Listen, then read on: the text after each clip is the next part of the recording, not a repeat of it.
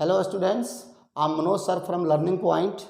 तो बेटा, जैसा कि इडियम्स एंड फ्रेजेस में जो सीरीज चल रहा है, इसमें मैं आज आपको फोर्थ पार्ट भेजने जा रहा हूं। तो आप इसको बिल्कुल बाय हार्ट करेंगे इसको, क्योंकि और भी लोग बताते हैं कि ये टेक्निक है, ये टेक्निक है। आप उसको बिल्कुल नहीं आप फॉलो करेंगे।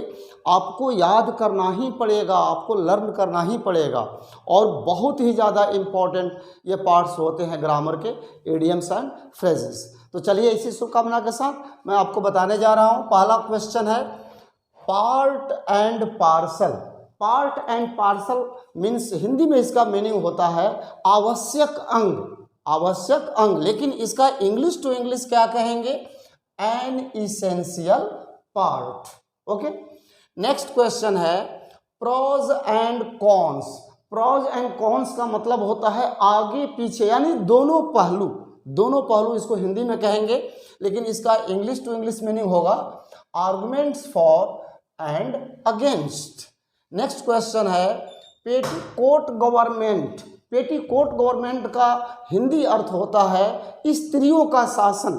जहां पर स्त्रियों का शासन हो, जहां का मान लीजिए वेस्ट बंगाल का चीफ मिनिस्टर ममता बनर्जी हैं, तो वहां पर क्या है? पेटीकोट गवर्नमेंट है। इस तरह से मतलब हम इसको एग्जाम्पल में रखते हैं, पेटीकोट गवर्नमेंट यानी फीमेल रूल।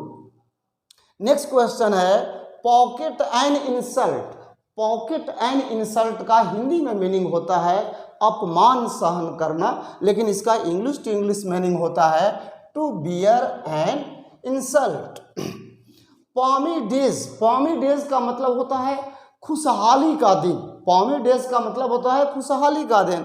इसका इंग्लिश टू इंग्लिश मीनिंग होता है days of prosperity and happiness.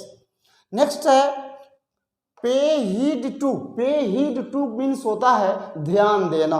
पे हीड टू मीन्स होता है ध्यान देना, लेकिन इसका इंग्लिश टू इंग्लिश मीनिंग होगा to give attention.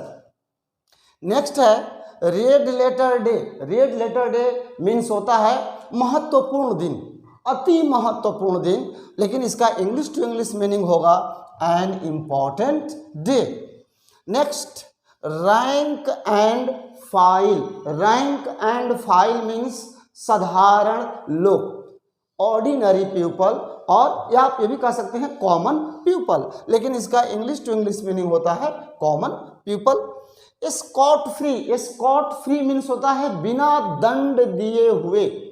Scott free का हिंदी में अर्थ होता है बिना दंड दिए हुए, लेकिन इसका इंग्लिश टू इंग्लिश मीनिंग होगा without any punishment.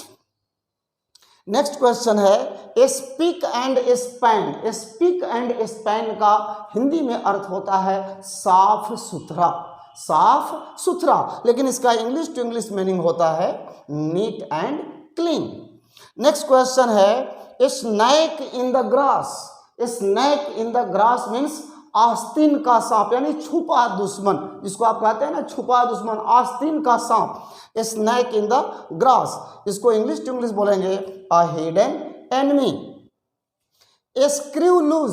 Screw loose means होता है मानसिक कमजोरी, जो दिमागी कमजोरी है, मानसिक कमजोरी, उसको उसका इडियम्स होता है स्क्रू लूज, और इसका इंग्लिश टू इंग्लिश मीनिंग होता है some mental defect, sorry, some mental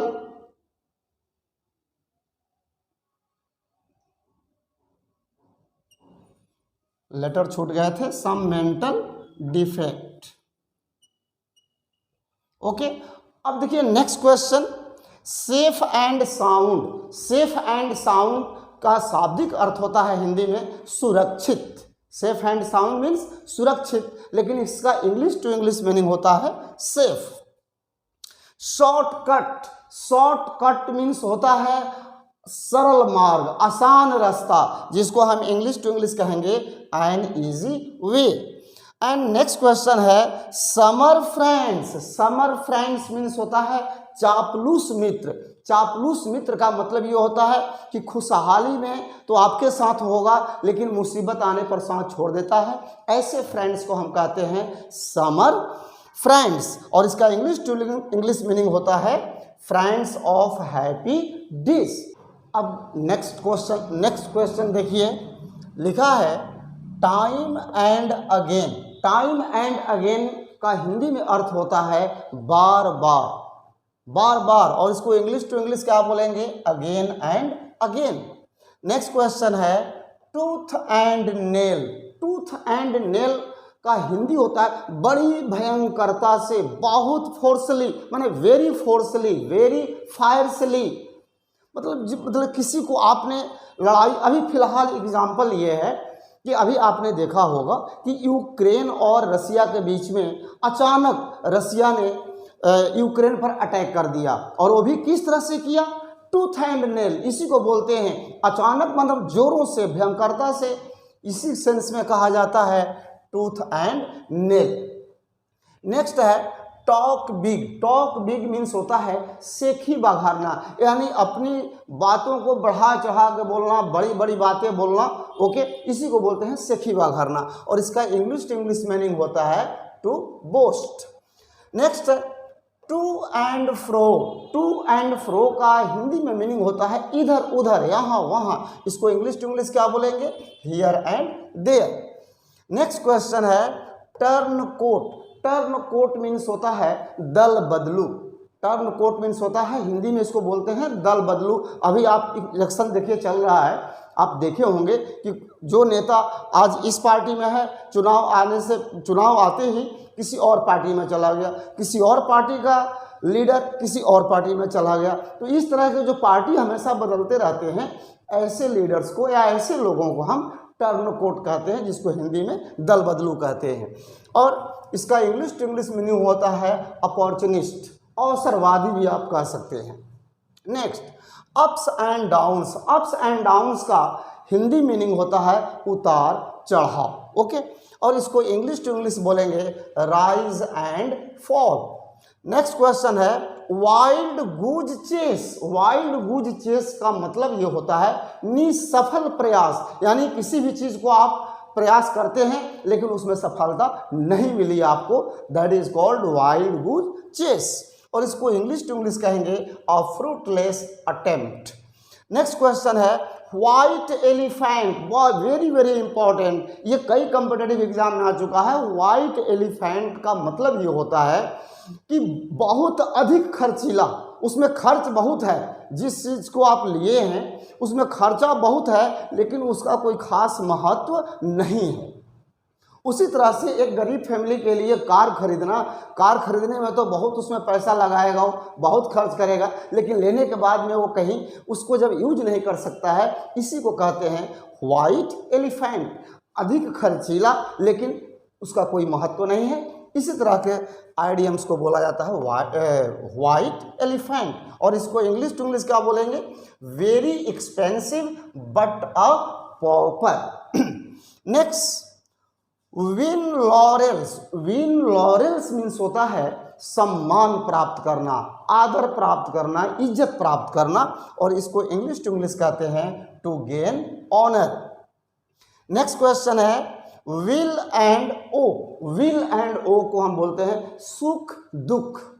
will and O means होता है सुख दुख, और इसको इंग्लिश टू इंग्लिश बोलेंगे prosperity and adversity. Next question है wax and wane. Wax and wane means होता है इंक्रीज एंड डिक्रीज, यानी घटना बढ़ना। जैसे कोई भी मार्केट में सामान, जैसे पेट्रोल का ही आप ले लो, आए दिन मतलब प्राइस उसका बढ़ता है, 2 पैसा घटता भी है, तो जो मतलब आप इतना समझना है कि वैक्स एंड वेन का जो मीनिंग होता है घटना बढ़ना, और इसको English to English increase and decrease. Next question है under the table. Under the table means होता है रिश्वत, घूस, रिश्वत, इसको इंग्लिश टू इंग्लिश क्या बोलेंगे? ब्राइब कहेंगे। नेक्स्ट क्वेश्चन है अपहिल टास्क। अपहिल टास्क का हिंदी में मीनिंग होता है कठिन कार्य, ओके, जो कि इसको इंग्लिश टू इंग्लिश क्या कहेंगे? Hard work. नेक्स्ट क्वेश्चन है जिल एंड जेस्ट। जिल एंड जेस्ट का मतलब होता है जोश, उत्साह, और इसको इंग्लिश टू इंग्लिश क्या कहते हैं? With great fervour. And next run देखिए, लास्ट क्वेश्चन है, यस मैन। यस मैन का मीनिंग हिंदी में होता है जी हुजूरी करने वाला। जी हुजूरी करने वाले को हम यस मैन इडियम्स उसका होता है। और जी हुजूरी का मतलब जो चापलूसी करता है, और इसका इंग्लिश टू इंग्लिश मीनिंग होगा फ्लैटरिंग पर्सन। जो पर्सन या जो व्यक्ति किसी का चापलूसी करता है वही तो जी हुजूरी करता है। तो बेटा आप देखिए, मैंने कम से कम आपको 150 से ज़्यादा ही मैंने आपको इडियम्स एंड फ्रेजेस डाले हैं। मेरी बेटा शुभकामना है ईश्वर से कि आपको ज़रूर सफलता मिलेगी। आप इस वीडियो को हमेशा देखेंगे, एक नोट्स बना लें, बल्कि मतलब किसी तरह से आपको ये लर्न होना चाहिए। और आप जब भी किसी कंपटीशन में बैठेंगे, आप मेरी बात को याद रखना, यदि इडियम्स एंड फ्रेजेज उस एग्ज़ाम में है तो इनमें से एक ज़रूर होगा। ओके, तो चलिए इसी शुभकामना के साथ मैं आपसे फिर ये कहना चाहूँगा कि जिन लोगों ने अभी तक से चैनल को सब्सक्राइब नहीं किया होगा वो अभी बिल्कुल कर लेंगे। और फिर मैं आपको अगले वीडियो में कुछ नई उम्मीद के साथ, कुछ नए आशा के साथ और आपकी एक नई शुभकामना के साथ मैं फिर मिलूँगा। तब तक जय हिंद।